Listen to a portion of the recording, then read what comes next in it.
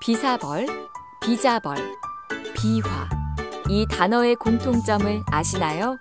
바로 지금의 창녕에 있었던 옛 가야국의 이름을 이루는 단어입니다. 조금은 생소하지만 꼭 알아야 할 가야국 중의 하나인 비화가야. 비화가야는 어떤 나라였는지 지금부터 창녕에 남아있는 유적지들을 통해 알아보겠습니다. 유네스코 세계유산 등재를 바라는 가야 고분군을 찾아서 오늘은 비화가야 창녕을 찾아왔습니다. 창녕에서 저희가 첫 번째로 온 곳은 교동 고분군인데요. 선생님, 그런데 이 교동 고분군과 송현동 고분군이 서로 다른 곳인가요? 예, 지금 이제 문화재청에 등록돼 있기로는 교동과 송현동 고분군 이렇게 하나로 등록이 되어 있어요. 그러니까 같은 거죠. 교동 고분군, 송현동 고분군 이렇게 이야기하는데 사실은 같은 그거 이제 성격도 비슷하다고 합니다. 그런데 송현동 고분군이 신라의 영향권에 있었다라는 말을 들었거든요. 그 예. 말은 사실인가요? 그 이제 유물 같은 걸 보면서 이 신라의 영향을 많이 받았다.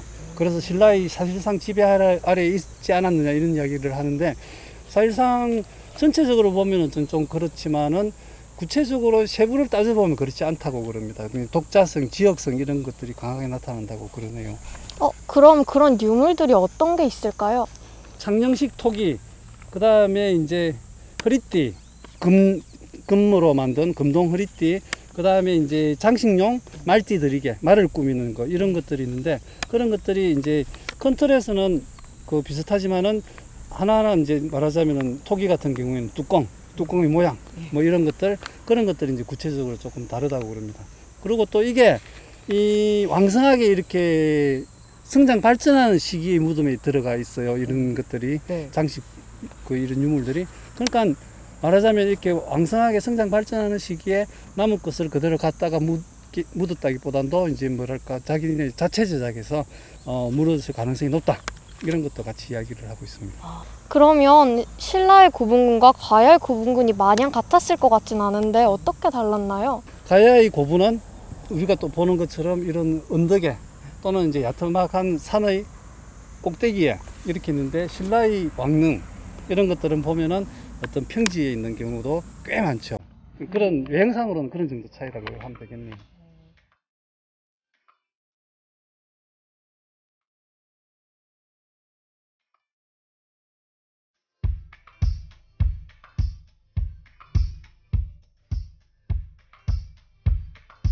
이 고분 앞에 서니까요, 선생님. 바람도 시원하고 또 창녕 전체가 눈에 들어오거든요.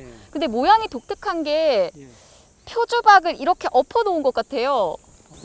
요거 같은 경우에는 왼쪽에 먼저 무덤을 쓰고 그 다음에 오른쪽에 이 무덤을 이어서 붙인 건데 이 신라 같으면은 왼쪽에 쓴 무덤 이거를 안쪽에 이만큼 깎아내고 새로 무덤을 붙이는데 이 무덤은 그런 거 없이 그냥 그대로 두고 다시 이렇게 기대서 붙여 놨어요. 그러니까 실제 내용에서는 신라하고 아예 차이가 되는 다른 어떤 고분이다. 이제 이렇게 된 거죠. 이것은 가야의 고분이다라고 밝혀진 거군요. 선생님, 그리고 그 가야에서는 순정이라는 걸 했다고 들었어요. 그렇죠. 바로 요 이제 요쪽 요거를 이제 15호분이라고 그러는데 여기에서 순장한 4명의 뼈가 발견이 됐습니다. 그 중에 좀 더 완전한 상태의 인고를 가지고 복원을 했더니 송현이라는 16살 가야 소녀가 탄생을 했어요. 실제로 인골이 나왔고 그 중에 한 명이 16살 소녀였다. 바로 이 자리에서 나왔다는 거죠? 그렇죠. 만나면 조금 가슴이 찡할 것도 같은데, 그쵸? 만나러 그러면 가볼까요, 저희? 예, 그렇게 하겠습니다. 네. 이렇게.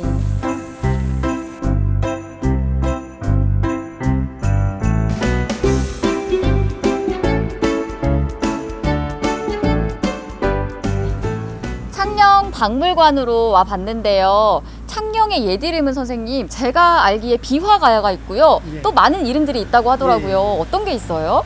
가장 오래된 기록으로는 불사국이라는 게 있고, 그 다음에 이제 뭐 말씀하신 대로 비화가야, 비자가야, 비자벌, 비사벌, 뭐 비자화 뭐 이런 것들인데, 그게 다 이제 빛, 그 다음에 벌, 들판, 그럼 빛벌, 요 두 가지로 다 이제 이렇게 모인다고 보시면 됩니다.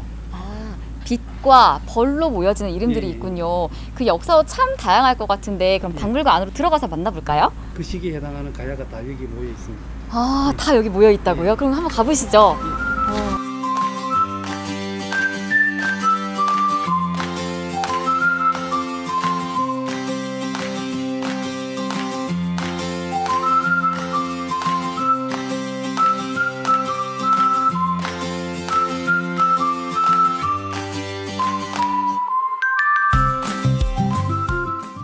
평소에도 송현이가 되게 궁금했는데 이렇게만 나오게 될 줄 몰랐던 것 같아요. 그런데 하나 보면은 지금 우리들 모습하고 좀 닮은 것 같아요. 어떤 것 같아요? 저는 지금 모습과 전혀 다름이 없는 것 같아요. 그렇죠. 그러니까 이제 제가 보기에는 이 광대뼈가 튀어나온 거라든지 이런 것들이 이제 다 이제 우리 고유의 이제 몽골리안 그 우리 고유의 어떤 그 특징을 갖고 있는 것 같아요. 그런데 송현이는요, 왜 이름이 송현이가 됐어요? 소현동 고분군에서 이렇게 확인을 한 인골에서 이제 복원을 했기 때문에 송현이 이렇게 송현동 송현이 이렇게 송현동 고분군을 보고 창녕 박물관에 와서 송현이까지 만나보니까 또 이렇게 역사의 한 퍼즐이 딱 완성이 됐습니다.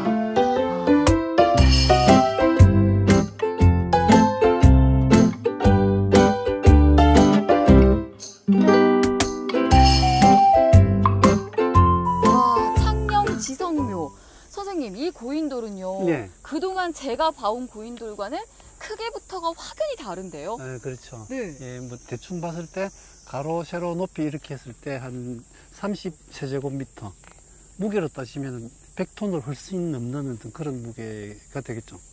우리 달변 학생한테 주로 우리가 이제 고인돌을 어디서 많이 보았는지 기억을 할 수 있을까요?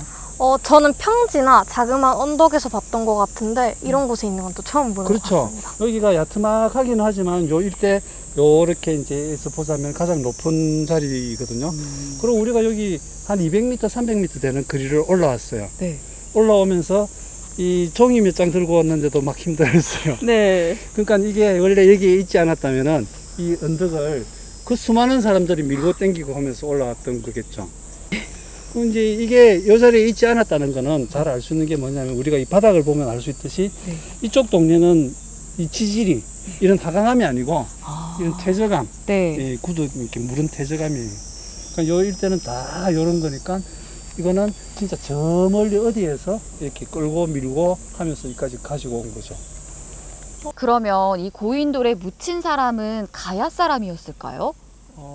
예, 이제 고인돌은 우리가 아는 대로 이제 청동기 시대 유물이잖아요. 네. 근데 우리가 말하는 가야는 철기 시대 문화 역사예요. 네. 그러니까 이제 직접 관계는 없고 한 시기 앞선 단계, 그러니까 가야인의 이제 선조쯤 될 수가 있을 텐데 이게 이제 그렇다고 이제 말하자면은 청동기 시대, 그러니까 오늘까지만 청동기를 쓰고 그럼 내일부터 우리가 철기를 쓰자 이렇게 되는 건 아니지 않습니까? 네. 그리고 이제 청동기 시대에도 이렇게 강력한 권력이 있었기 때문에 이 창녕 땅에서 나름대로 그 이후에 비화가야라고 하는 어떤 철기 문화가 이제 또 이렇게 아름답고 번성할 수 있었던 것도 이런 청동기 시대의 권력 이제 전제로 해가지고 이렇게 이어진다. 그러니까 여기는 가야의 새벽, 네. 가야의 여명을 알리는 어떤 그런 유적이다 이렇게 이야기할 수 있을 겁니다. 그러면 이게 청동기 때부터 있었으니까 먼 옛날부터 이 마을 분들에게는 예. 참 소중하고 또 신성시되는 공간이었나 봐요. 그런 것 같네요. 선생님, 그러면 가야의 새벽에서 예. 이제 한번 어디로 넘어가 볼까요? 창녕진흥왕 척경비로 가겠습니다. 저녁으로 함께 가시죠. 네. 낭만적인 것 같아요, 역사 탐방. 네.